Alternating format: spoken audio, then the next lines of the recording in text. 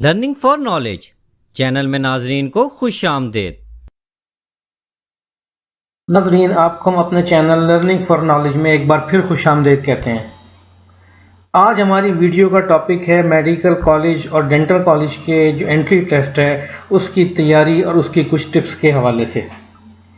Medical college में दाखिले के लिए होने वाला टेस्ट करीब आ चुका है और जैसा कि आप लोगों ने इसके लिए यकीनन पहले से ही बहुत ज़्यादा तैयारी कर रखी होगी और मज़ीद तैयारी कर रहे होंगे। आज इस वीडियो में टेस्ट से मुतल्लिक आपको चंद अहम बातें बताने जा रहे हैं और इसके साथ चंद MCQ सवालात आप लोगों की रहनुमाई के लिए पेश कर रहे हैं। ज्यों ज्यों टेस्ट की तारीख नज़दीक आ रही है, स्टूडेंट्स पर टेस्ट की तैयारी के हवाले से और कामयाबी के हवाले से दबाव बढ़ता जाता है, लेकिन आपने बिल्कुल नर्वस नहीं होना और अपने हौसले को बुलंद रखना है। इस टेस्ट में मजमूई तौर पर 4 सब्जेक्ट से सवालात पूछे जाते हैं। उनमें सबसे पहले बायोलॉजी, केमिस्ट्री, उसके बाद केमिस्ट्री, फिर उसके बाद फिज़िक्स और इंग्लिश का पार्ट इसमें शामिल होता है। इस पेपर का स्टाइल MCQs टाइप यानी कि ऐसे सवालात जिनके जवाबात मुमकिन जवाबात दिए होते हैं और आपने उसमें से एक दुरुस्त सवाल और एक दुरुस्त जवाब का इंतखाब करना होता है।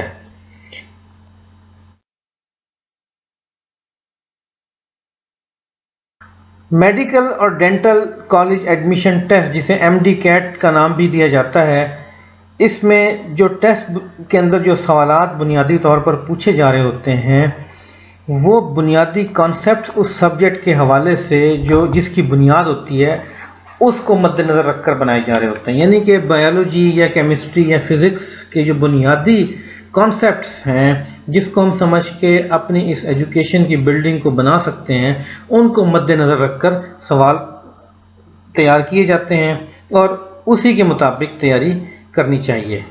बुनियादी तौर पे जो कॉन्सेप्ट्स जो हैं इस एग्ज़ाम में आपके टेस्ट किए जा रहे होते हैं, उनमें किसी भी टॉपिक की एप्लीकेशन क्या है, उसके अलावा आप किसी भी प्रॉब्लम को सॉल्व करने के हवाले से क्या सोच, क्या एप्टीट्यूड रखते हैं और एनालिटिकल थिंकिंग कि किसी भी मसले के अंदर अगर आपको गौर व फिक्र करना पड़े तो किस अंदाज से आप उसको करें। इन 3 बातों को मद्देनज़र रखना चाहिए जब भी आप किसी टेस्ट की तैयारी कर रहे हों। These skills which are measured by the test are considered essential in the study of medicine। तो इसीलिए conceptual study और analytical thinking, problem solving techniques, इनको मद्देनज़र रखकर टेस्ट बनाया जाता है और यही स्टूडेंट्स के अंदर यही सलाहियतें चेक की जा रही होती हैं। टेस्ट की तैयारी में जिन चीज़ों को मलहूज़ खातिर रखना चाहिए आपको, आप पहले भी जानते हैं और एक बार फिर हम उनको दोहराते हैं कि सिर्फ फैक्ट्स पर फोकस नहीं करना चाहिए बल्कि उनकी एक्चुअल रीजनिंग जो है बिहाइंड दोज फैक्ट्स होती है और उनको कंसेप्चुअली थिंक करना चाहिए। इस हवाले से अपने टेस्ट की तैयारी को करना चाहिए। यानी कि जिसको हम कहते हैं मेमोराइजेशन के साथ साथ रट्टे के ऊपर फोकस नहीं हो बल्कि चीज़ों की इन डेप्थ और उसके बैकग्राउंड में क्या कॉन्सेप्ट है उसको समझने की कोशिश करनी चाहिए। इसी तरह जब टेस्ट हो रहा हो तो पेपर के अंदर जो सॉल्व क्वेश्चंस आ रहे होते हैं उनके सॉल्यूशंस पर फोकस करें, इधर उधर ध्यान को जाने ना दें। टाइम पेपर के अंदर बहुत अहमियत रखता है क्योंकि आपको एक मुकर्रर वक्त के अंदर सवालात को अटेम्प्ट करना होता है। इसलिए अगर आप ज़्यादा टाइम को प्रैक्टिस करेंगे, इन चीज़ों को टेस्ट की तैयारी को बार बार रिव्यू करेंगे, रिवाइज करेंगे with in a given specific time, तो आप यकीनन बेहतर तौर पर तैयार होंगे और आखिरी टाइम पे आपको परेशानी नहीं उठानी पड़ेगी। इसी तरह कंसिस्टेंसी यानी मुस्तकिल मिजाजी जो है इस टेस्ट की तैयारी में बहुत बुनियादी रोल अदा करती है। और आखिरी और बड़ी इंपॉर्टेंट चीज़ जो आज इस वीडियो के अंदर मैं आपके साथ बताने जा रहा हूँ वो ये है कि जब MCQs के जो सवालात आ रहे होते हैं, जिस तरह आपको कोई कॉन्सेप्ट आता हो तो इंतहाई आसानी के साथ उसका आंसर आप पिक कर लेते हैं, लेकिन बाज़ औक़ात बड़े क्लोज आंसर्स हो रहे होते हैं और उसके अंदर से आपको कोई राइट क्वेश्चन तक पहुंचने के लिए एक टेक्निक जिसे कहते हैं कि a good elimination strategy for MCQs, यानी कि बजाय इसके कि आप टाइम लगाते हुए किसी फार्मूले को अप्लाई करते हुए, क्योंकि टाइम की बहुत अहमियत है इस टेस्ट के अंदर, तो आप क्या करते हैं कि जो चीज़ उस आंसर से लीस्ट रेलिवेंट है, उस क्वेश्चन के आंसर से लीस्ट रेलिवेंट है, आप उसको एलिमिनेट करते जाते हैं। इस टेक्निक को कहते हैं एलिमिनेशन स्ट्रेटजी फॉर एमसीक्यूज, यानी कि 4 आंसर्स हैं और अगर आपने उन 4 आंसर्स में से एक के बारे में आपको यकीन हो गया है कि ये नहीं है, तो अब आप उसके बारे में ना सोचें, ना टाइम ज़ाया करें, बल्कि बाकी की तरफ बढ़ें। इस तरीके के साथ आप आसानी के साथ और गिवन टाइम जो आपको टेस्ट के दिया गया है उसके अंदर अपने पेपर को अटेम्प्ट कर सकेंगे। तो अब हम आपको इसकी चंद एक एग्जांपल्स क्वेश्चन, प्रैक्टिस एग्जांपल्स के क्वेश्चन आपको मैं दिखाता हूं और बताता हूं कैसे आप एलिमिनेशन स्ट्रेटजी को अप्लाई कर सकते हैं। तो आइए हम देखते हैं। पहला हमारे सामने एक क्वेश्चन आ रहा है कि at what temperature is the numerical value the same whether the units are in Celsius और फ़ारेनहाइट। सवाल में ये पूछा जा रहा है कि वो कौन सी वैल्यू है न्यूमेरिकल वैल्यू टेम्परेचर की जिस पे सेल्सियस और फ़ारेनहाइट जो है उसकी सेम वैल्यू होती है। अब इसमें 4 ऑप्शन दिए हुए हैं, ए 32 डिग्री, बी 0 डिग्री, सी -40 डिग्री, डी -273 डिग्री। अब कैसे आप एक तो तरीका ये है कि आपको जैसे फार्मूला मालूम है उसको जल्दी से आप लिखेंगे और उसमें वैल्यूज पुट करते हुए उसको आप सॉल्व करेंगे। एक जल्दी से आप इसकी तरफ कैसे बढ़ सकते हैं कि आपको पता है कि 0 और 32 डिग्री सेंटीग्रेड जो है ये वाटर का फ्रीजिंग पॉइंट है, तो इसका मतलब है कि 32 फ़ारेनहाइट जो है ये वाटर का फ्रीजिंग पॉइंट है और 0 डिग्री सेल्सियस जो है ये भी फ्रीजिंग है। तो ये वैल्यूज़ कभी भी सेम नहीं है, एक ही पैरामीटर की है लेकिन 2 डिफरेंट वैल्यू, तो ए और बी आपका एलिमिनेट हो गया फौरन। अब सी और डी आपके पास रह गए, -40 और -273 डिग्री। अगर गौर करेंगे आप तो आपको ये पता लग सकता है कि -273 डिग्री केल्विन बेसिकली वो टेम्परेचर है जो minimum attainable, theoretically minimum attainable temperature है। तो ये भी वो टेम्परेचर है जिस पर आप, क्योंकि केल्विन से ताल्लुक़ रखता है और कभी हमने नहीं सुना कि जी लोएस्ट टेम्परेचर जो अचीवेबल है वो फ़ारेनहाइट या सेल्सियस के अंदर हो। तो हम ये चूँकि केल्विन में है और ये हम पढ़ चुके हैं कि -273 डिग्री केल्विन जो है ये lowest possible minimum temperature achievable है थ्योरेटिकली। तो जो आंसर अभी ये पता लग रहा है कि यहाँ पर आकर इन तीनों के अंदर ए, बी और डी के अंदर कोई भी ऐसी रिजेम्बलेंस या कि हम दोनों फ़ारेनहाइट स्केल और सेल्सियस स्केल को सेम कर सकें। तो जो आंसर हमारे पास बच जाता है, एलिमिनेट अगर तीनों को कर दें तो -40 डिग्री, तो हम जो है बड़े आराम के साथ, एतमाद के साथ सी को सिलेक्ट कर सकते हैं। अब हम इसके सोल्यूशन की तरफ जाते हैं। अगर हम इसका प्रॉपर सोल्यूशन की तरफ जाएं तो कैसे होगा कि ये जो फार्मूला है हमारे पास फ़ारेनहाइट को डिग्री सेंटीग्रेड में कन्वर्ट करने का, या डिग्री सेंटीग्रेड को फ़ारेनहाइट में, इस इक्वेशन को ले लेते हैं। अब चूंकि हमें ये सवाल में बता दिया गया है कि ऐसा टेम्परेचर जहाँ पर दोनों जो हैं स्केल्स का सेम न्यूमेरिकल वैल्यू आए, तो हम क्या करेंगे कि T temperature in Fahrenheit is equal to temperature in centigrade Celsius scale और इज इक्वल टू टी। तो यानी कि जहाँ जहाँ पर भी टी एफ और टी सी लिखा हुआ है वहाँ पर हम टी रख देंगे। तो टी की वैल्यू जब हम पुट कर देंगे इसके अंदर तो इस एक्सप्रेशन को हम सॉल्व कर लेंगे और उसके नतीजे में हमारे पास answer T is equal to -40 degree आ जाएगा। इस तरीके से आप इस सॉल्व को कंसेप्चुअल भी कर सकते हैं और एलिमिनेशन की अप्रोच को अपनाते हुए भी कर सकते हैं। इसी तरह एक और एमसीक्यूज कि exactly 10.07 ml of an unknown non-volatile liquid is poured into an empty 25.41 gram open flask. The combined mass of the unknown non-volatile liquid and the flask is 34.12 grams. What is the density of unknown liquid? तो liquid की basically हमने density मालूम करनी है। अब हमने पता है कि डेंसिटी का जो फार्मूला है वो है मैस ओवर वॉल्यूम, यानी कि ग्राम पर ml।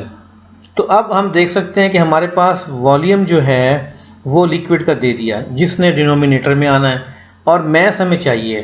तो हमें मैस किस चीज़ का दिया हुआ है, एम्प्टी फ्लास्क का दिया हुआ है और टोटल का। अब एक तरीका जो वो यही है कि बड़ा सिंपल सा कि हम मैस ऑफ टोटल में से मैस ऑफ एम्प्टी फ्लास्क निकाल दें, तो हमारे पास जो आंसर आएगा वो मैस होगा नॉन वोलेटाइल लिक्विड का, और उससे हम इसके वॉल्यूम को तकसीम कर दें, डिवाइड कर दें, तो हमारे पास डेंसिटी आ जाएगी।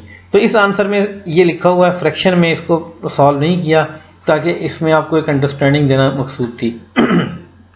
ये तो बड़ा सिंपल सा तरीका है कि फार्मूले साहब। अब अगर हम एलिमिनेशन वे से देखें, अगर थोड़ा सा कॉम्प्लिकेट सवाल होता तो हम इसको क्या करते कि हम ये देखते कि ए बी सी डी के अंदर क्योंकि वॉल्यूम की जो क्वांटिटी है उसको नीचे डिनोमिनेटर में आना चाहिए, यानी कि 10.07 को डिनोमिनेटर में। तो अब A B C D option में हम देख सकते हैं कि बी, ए और बी के अंदर जो है वो जो है 10.07 डिनोमिनेटर में आ रहा है, जबकि ये 10.07 जो है सी और डी में नहीं है। इसका मतलब ये हो गया कि हम सी और डी को एलिमिनेट कर दें। हमारा फोकस अब रह गया ए और बी का। अब अगर क्योंकि हमें सिर्फ मैस ऑफ लिक्विड चाहिए है जो यकीनी तौर पे टोटल मैस से कम होगा, तो इस ए के अंदर टोटल मैस दिया हुआ है 34.13 और बी में 8.71। तो अगर हम गौर करें तो हमें ये पता लग सकता है कि चूंकि मैस ऑफ लिक्विड डेफिनेटली कम होगा mass of liquid plus mass of flask से, तो हमारे पास बी का ऑप्शन जो है बड़े आराम से बड़ा क्लियर कट हमें मिल रहा है और यही इसका आंसर होगा। इस तरीके से हम एलिमिनेशन कर सकते हैं इररेलेवेंट आंसर्स की। इसी तरह आगे अगर हम चलें, how many moles of sodium bicarbonate are contained in 33.6 gram of sodium bicarbonate. सवाल थोड़ा सा गौर करें कि नंबर ऑफ मोल्स हमने पता करने हैं, मालूम करने हैं सोडियम बाइकार्बोनेट के, जो कि 33.6 ग्राम ऑफ सोडियम बाइकार्बोनेट के बनते हों। अब उसका तरीका बड़ा सिंपल है, क्वेश्चन है कि जो नंबर ऑफ मोल होते हैं this is equal to given mass divided by molecular mass. तो सोडियम बाइकार्बोनेट का हम मॉलिक्यूलर मैस हमें निकालना पड़ेगा। सोडियम का एटॉमिक वेट होता है 23, हाइड्रोजन 1, कार्बन 12, ऑक्सीजन का 16। तो ये आपके पास टोटल वेट आ जाएगा 84। तो 33.6 को 84 से डिवाइड करेंगे तो हमारे पास नंबर ऑफ मोल्स आ जाएंगे। अब एक इसमें टेक्निक, अगर आपके पास कैलकुलेटर है तो आप उससे कर सकेंगे, अगर नहीं कर रहे तो अब हमें देखना ये है कि 33.6 डिवाइडेड बाय 84 है। तो अब हम इसको देख सकते हैं कि अगर यहाँ पर 33.6 की बजाय 42 होता तो 42 बाई 84, तो 42 जो है हाफ है 84 का, तो हमारे पास आंसर आ जाता है 0.50। क्योंकि ये इससे कम है, यानी हाफ से कम है, तो इसका मतलब है कि हमारे पास जो आंसर आएगा it must be less than 0.50। तो जो 0.50 और उससे हायर वैल्यूज़ हैं उनको आप एलिमिनेट कर दें, उसके बारे में सोचें ही ना, यानी सी और डी को आप एलिमिनेट कर दें। अब नेक्स्ट पार्ट पोर्शन जो है उसमें आप देख सकते हैं कि 33.6 जो है वो किसके करीब आ सकता है। तो ये अगर हम इसको कैलकुलेट करेंगे तो ये 0.40 मोल्स होगा। अब इसमें 0.20 को कैसे हम एलिमिनेट कर सकते हैं, वही तरीका कि अगर 84 जो है इसको अगर हम 5 पे डिवाइड कर दें तो ये हमारे पास तकरीबन आ जाता है 17 ग्राम जो है तकरीबन हमारे पास अगर होते तो हम 0.20 मोल हमारे पास होते। तो ये तक जो है 33.6 it approximately double than 17 2s are 34 होता है, तो यहाँ 34 की बजाय 33.6 है विच इज़ क्लोज। तो हमारे पास जो आंसर आ रहा है वो 0.40 होगा, क्योंकि अगर हमने देख लिया कि 0.2 जो है 1/5 बनता है 1 मोल का, और ये टर्म 33.6 जो है इट इज़ ग्रेटर देन 1/5। तो इस तरह से आप इसको डायरेक्ट तरीके से भी कर सकते हैं और ये एलिमिनेशन वाले फोकस से भी हम कर सकते हैं।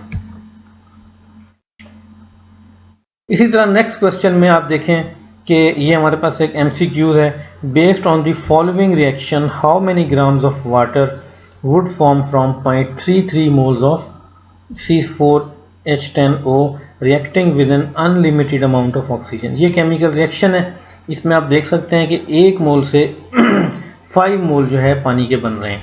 और हमने क्या फाइंड करना है कि how many grams of water from 0.3, इसके जितने मोल्स हैं से पहले हम क्या करेंगे कि मोल्स निकाल लेंगे कि 0.33 से कितने मोल बनते हैं, और फिर उसको हम कन्वर्ट कर लेंगे सिंपल जो मोल और वर्सेस वेट का फार्मूला है मैथ्स का। अब थोड़ा सा स्टेप लेंथी है, लेकिन अगर आप इसको फिर तरीक़ाकार यही है कि 1 mole contains gives 5 mole of oxygen, तो 0.3 जो है 33 कितने देंगे, 5 को 0.33 से मल्टीप्लाई करें तो ये 1.65 मोल्स आ जाएंगे वाटर के। तो 1.65 मोल जो हैं वाटर के, उसका हमने निकालना है मैस, हाउ मैनी ग्राम्स। तो मोल हमें पता लग गए हैं, वाटर का मॉलिक्यूलर वेट जो है वो 18 होता है। तो क्या करेंगे हम 18 मल्टीप्लाई बाय 1.65 कर देंगे। तो 18 को अगर 1 से मल्टीप्लाई करते तो आता आंसर 1, तो ये 1.65 है, यानी कि उसने ज़्यादा आना है। और अगर हम 18 को 2 से मल्टीप्लाई करते तो ये आंसर आता 36। तो इसका मतलब ये हो गया कि ना तो ये आंसर 18 है और ना 36। हम ए और डी को एलिमिनेट कर देंगे फौरी तौर पे। नेक्स्ट ये है कि अगर 18 को अगर हमें 1.5 से मल्टीप्लाई करना पड़ता तो इसका आंसर आता 27। तो इट मीन्स 1.65 जो है इट इज़ ग्रेटर देन 1.5, तो 24 भी हमारा इसके अंदर शामिल नहीं है। तो हमारे पास जो वाहिद ऑप्शन बच गया है वो है 30। तो हम बिल्कुल यकीन के साथ 30 ग्राम्स को ओके कर देंगे। इसी तरह how much calcium metal combines with 1 gram of oxygen to form a calcium oxide. इस सवाल को भी इसी तरह आपके पास है कि मेटल जो है, कैल्शियम मेटल जो है, यानी ये Ca जो है, ये अगर ऑक्सीजन के साथ मिलती है तो CaO बनाती है, यानी कि Ca plus O is equal to CaO। तो अगर कैल्शियम के होते हैं 40 ग्राम, तो 40 ग्राम जो है ये मिलें ऑक्सीजन के 8 ग्राम के साथ, तो इससे CaO बनता है। अब हमारे पास 1 ग्राम ऑक्सीजन है, तो इट मीन्स के 40 को 8 से डिवाइड कर दें, हमारे पास क्या आ जाएगा 5 ग्राम। तो हमारे पास आ जाएगा मेटल जो है वो हमारे पास आ जाएगी इस तरह से 5 ग्राम के करीब। और इसमें से हम अपना आंसर जो है इस तरह इसको इसके बाद सेलेक्ट कर सकते हैं। नेक्स्ट इसी तरह सवाल क्वेश्चन के अंदर देखें, what is the mass ratio of iron to oxygen in iron oxide. अब ये रेशियो का सवाल आ गया कि इसके अंदर जो है हमने इन दोनों की रेशियो फाइंड करनी है। तो ये तो बहुत ही सिंपल सवाल क्वेश्चन है कि ऑक्सीजन का मैस ले लेंगे जो हमारे पास 16 होता है और आयरन का जो है 28 है। तो इनको हम एडअप करके 28 मल्टीप्लाई बाई 2 56 हो जाएगा, और ऑक्सीजन जो है वो 48 होगी। तो 56 और 48 जो है इसको हम ले लेंगे, तो हमारे पास जो भी कैलकुलेटर के ज़रिए तकसीम करेंगे तो हमारे पास आ जाएगा 1.08 gram of iron.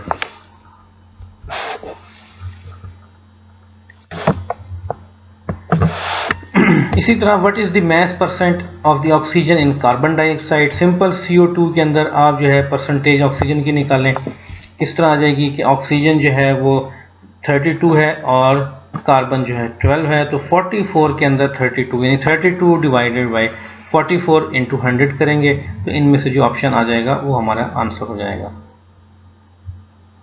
So what is the mass percent of nitrogen. अब मैस परसेंट ऑफ नाइट्रोजन की बात आ गई इस कंपाउंड के अंदर, जहाँ पे NH4NO3। तो नाइट्रोजन जो है इसमें मजमूई तौर पे 14 इसका यहाँ इस नाइट्रोजन का मैस होगा और 14 इसका, तो टोटल वेट 28 है। तो टोटल जो हमारे पास अमोनियम नाइट्रेट का टोटल वेट है उसके अंदर हम इसको ऐड करेंगे जो बनता है 80। तो 80 में से हम 28 की रेशियो निकाल लेंगे, परसेंटेज आ जाएगी जो कि ज़्यादा होगी उसके अंदर से ज़्यादा, अगर जो आ जाएगी 30। अब हमारे पास एलिमिनेशन के अंदर अगर हम जाएं तो हम देख सकते हैं कि अगर 100 ग्राम होते तो उसमें से 28 ग्राम लें तो 28%, लेकिन अब हमारे पास 80 ग्राम है, तो इसका मतलब है कि 28% नहीं हो सकती। इसी तरह 28 को मल्टीप्लाई करें 2 से, या 80 ग्राम का हाफ 40 होता है, जबकि हमारे पास 28 है, तो इसका मतलब D भी नहीं हो सकता। अब हमारे पास दो ऑप्शन रह गए हैं बी और सी, 35 और 42। तो अगर हम इसको करेंगे क्वेश्चन को तो हमारे पास आ जाएगा, जब हम 28 डिवाइडेड बाई 80 कर रहे होंगे तो अगर हम हमारा सिंप्लीफाई करें तो ये आ जाएगा 7 डिवाइडेड बाई 20। तो ये तकरीबन आपके पास आ जाएगा 35% आंसर आ जाएगा इसका। Which of the following samples yield the most moles of sodium cation? थोड़ा सा ट्रिकी क्वेश्चन है, इस सवाल को इस तरह भी पूछा जा सकता था, which salt has the greatest mass percent of sodium. Basically हमने तो ये देखना है कि इन चारों साल्ट्स के अंदर जिसमें सोडियम की परसेंटेज ज़्यादा होगी यकीनन उसी के मोल भी ज़्यादा होंगे। तो ये एक ही क्वेश्चन को दो डिफरेंट अंदाज में पूछने का अंदाज हो सकता है। इसका हिंट यहाँ पर मैंने आपके सामने लिखा है, क्या करेंगे, find the mass percent of sodium in each salt. अब हमें ये नज़र आ रहा है कि यहाँ पर जो लाइट वेट होगा उसमें सोडियम की परसेंटेज ज़्यादा है, क्योंकि सोडियम का एटॉमिक वेट है 23, इसमें भी 23, इसमें भी। यहाँ इस कंपाउंड में सोडियम मजमूई तौर पे 46 ग्राम है, बाकी सब में 23 है। तो अब इन तीनों के केस में तो हम ये देख सकते हैं कि क्लोराइड का जो एटॉमिक वेट है 35.5 है, नाइट्रेट जो है इट इज़ ग्रेटर देन 35.5, और इसी तरह ब्रोमीन जो है या ब्रोमाइड जो है इसका वेट भी ज़्यादा है। तो हमारे पास जो सबसे लाइट वेट साल्ट है वो सोडियम क्लोराइड है, और उसके अंदर जाहिर है सोडियम की परसेंटेज ज़्यादा है। जब सोडियम की परसेंटेज ज़्यादा होगी तो उसके नंबर ऑफ मोल भी ज़्यादा होंगे 1 ग्राम में। तो हमारे पास फर्स्ट एलिमिनेशन ये हो गई कि सोडियम नाइट्रेट और सोडियम ब्रोमाइड नहीं है। अब हमने ए और डी में से फैसला करना है। तो यहाँ पर हमारे पास देखें कि अब हम कंपेयर करेंगे mass percent of sodium in both salt, which has higher percentage will have more mole. अब सोडियम क्लोराइड में 23/35.5 है और ये 46 डिवाइडेड बाय 60 है। तो नज़र आ रहा है कि 46/60 जो है ये जो है इसमें रेशियो सोडियम की ज़्यादा निकल रही है। इसलिए हम कह सकते हैं कि सोडियम कार्बोनेट में ज़्यादा मोल्स होंगे सोडियम के, क्योंकि इसमें मैस परसेंट जो है सोडियम का वो भी ज़्यादा है। इसी तरह which of the following is an empirical formula, ये एक डिफरेंट एस्पेक्ट है। तो एम्पिरिकल फार्मूला क्या होता है, for a molecule is defined as the formula in which the constituent atoms are in their smallest possible whole number ratio. तो इसके अंदर हम देखें तो C2H6 की स्मॉलेस्ट CH3 बनती है, इसकी C2H5 बनती है, इसकी स्मॉलेस्ट रेशियो फर्दर हम डिवाइड होल नंबर में नहीं कर सकते, क्योंकि जब C1 करेंगे तो 8 डिवाइडेड बाई 3 होल नंबर नहीं रहेगा और इसके अंदर CH रह जाएगी। तो हमारे पास एम्पिरिकल फार्मूला इन चारों में से जो गिवन है वो C3H8 का है। इसके बाद next, the number of moles of water in 1 kg of ice. Very simple कि नंबर ऑफ मोल्स जो होते हैं वो आपको मालूम है कि given mass divided by molecular mass. तो अगर हमारे पास 1 kg है तो हमारे पास ग्राम पहले हम इसके ग्राम देख लेते हैं कि 1 मोल जो है पानी का, उसके लिए हमें 1 ग्राम जो है वो 18 ग्राम मोल्स के अंदर पाया जा रहा होता है। तो अब हमारे पास 1 kg हो गया, यानी कि 1000 ग्राम हो चुके हैं। तो 1 मोल 1 ग्राम से था तो 1000 से 1000 मोल्स आ जाएंगे। तो 1 kg में 1000 मोल्स जो है पानी के पाए जा रहे होते हैं। Which is the empirical formula of an oxide of sulfur that is 60% oxygen by weight? कि इस सवाल में हमने कौन सा ऐसा फार्मूला जो है ये एम्पिरिकल है ऑक्साइड का सल्फर के, दैट इज 60%, जिसमें ऑक्सीजन सल्फर जो है वो 60% हो ऑक्सीजन का। तो आप इसमें देख सकते हैं कि इसमें इनकी रेशियो बराबर है, 1:1 रेशियो है। इसमें अगर हम चले जाएं तो ये कितनी आ जाती है, यानी कि 50-100, यानी कि 0.5 to 1 या 50% to 100% आ गई, क्योंकि S1 है और O2 है। अब ये दोनों हमारे नहीं हो सकते। S3 के अंदर चले जाएं तो ये 1/3 रह जाती है, क्योंकि यहाँ 3 है, इन दोनों को अगर हम 3 + 1 करें 4, तो 1 डिवाइडेड बाई 4 25% है। तो हमारे पास लामहला यही ऑप्शन बच जाता है S2O5, जिसमें 60% है। इनके मैसेज को लेके भी हम कर सकते हैं कि सल्फ़र का 32 है और ऑक्सीजन का 16, तो यहाँ पर ये आ जाएगा। अगर हम मैस रेशियो से निकालेंगे तो 16